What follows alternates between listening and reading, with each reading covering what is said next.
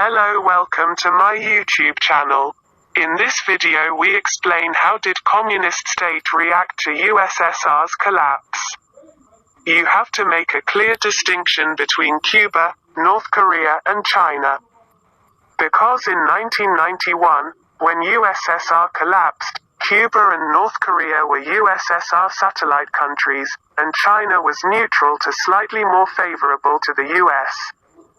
From the military and security aspect, the collapse of USSR was good for China, and terrible for North Korea and Cuba.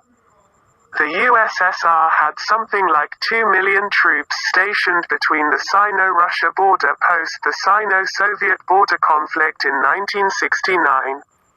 In the 80s, China unilaterally started cutting troops and defense budget, because they believed that the region was entering into a period of peace and development. So they just went ahead and cut their defense budget from 7% GDP to 1% GDP. Just like that. So they wanted to cut the budget, but also wanted to make sure that the USSR wouldn't give them trouble, so they secretly gave the US a little help when Russia invaded Afghanistan from 1979 to 1989. Soviet-Afghan war sorta like. We'll just let the furballs fight with the mountain goats. Keep both of them occupied and leave us alone. They went as far as secretly allowing the US to operate a radar station in their Xinjiang province, and happily sold small arms to anybody who came calling. After USSR collapsed, the two sides didn't want to fight anymore, and a border agreement was quickly negotiated and signed in 1995. With the final agreement signed by both governments in 2005, for North Korea and Cuba, it meant the loss of security assurance and protection. The USSR was the security guarantor for a number of her small allies, and when the USSR collapsed, it basically left all of them hanging. This was what led to today's potential nuclear confrontation in North Korea today. You see, before 1991, the USSR was responsible for ensuring North Korea did not develop nuclear weapons. In exchange for being under USSR's nuclear umbrella. So the USSR had her bombs stationed in North Korea, and the US had her bombs stations in South Korea. Mr. Reagan and Mr. Gorbachev met in 1985, and together they started working toward denuclearization, culminating in both sides withdrawing their nuclear bombs in 1991. US to pull bombs from South Korea, so now North Korea is naked, with no peace treaty and no ally. So the only option for her was to enter peace negotiation with South Korea and try to get a peace treaty out of it.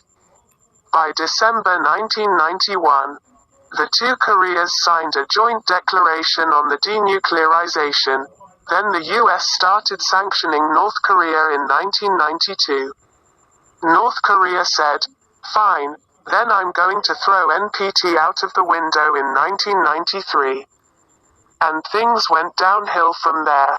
Chronology of US-North Korean nuclear and missile diplomacy. Economically, the collapse of USSR was devastating to Cuba and North Korea, but didn't affect China much. You see, both Cuba and North Korea were part of the USSR trade network COMCON. Cuba supplied sugar and citrus to Russia, and got oil and machines in return. North Korea was the petrochemical location for COMCON. They imported oil from Russia, processed it into household stuff and materials, and sold those back to COMCON countries. See all those red and yellow countries? That's where they used to be able to free trade with. Overnight, they couldn't buy oil from Russia anymore, and they couldn't sell their products into the Russian market anymore. It was an economic bloodbath. Why do you think North Korea had all those famines in 1993 and 1994 and not before? North Korean famine because everything ran on oil, not only the farm equipment, but the chemical fertilizers are all made from oil. Without oil, it's an instant 50% drop in grain production.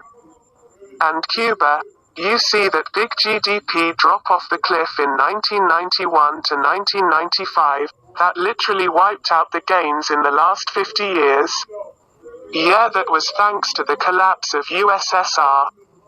No oil anymore, and no market for their oranges and sugar. The impact on China's economy was somewhat muted. She lost those European investors. They were all going to East Europe. But she got to poach a good bag full of former Russian and Ukrainian scientists and tech talents, now that they were reduced to going through dumpsters for food. Also, a lot of technologies became available at quite reasonable prices, and China picked up some of those too. Not as much as the US and EU were able to. But she got her bit.